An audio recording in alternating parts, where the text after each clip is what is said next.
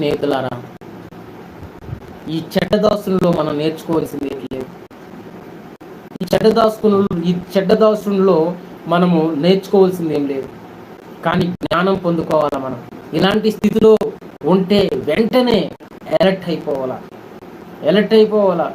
వచ్చింది, మేం బాగున్నాం చాలు, మా కుటుంబం బాగుంది చాలు, మా జీవితాలు బాగున్నాయి చాలు, మా సంఘం బాగుంది చాలు, మా విశ్వాసులు బాగున్నారు, మా తల్లిదండ్రులు బాగున్నారు, మేము బాగున్నాం చాలు అని అనుకుంటున్నావా? నీకు ఇచ్చిన తలాంతులు ఇంకా వేరే దీనికి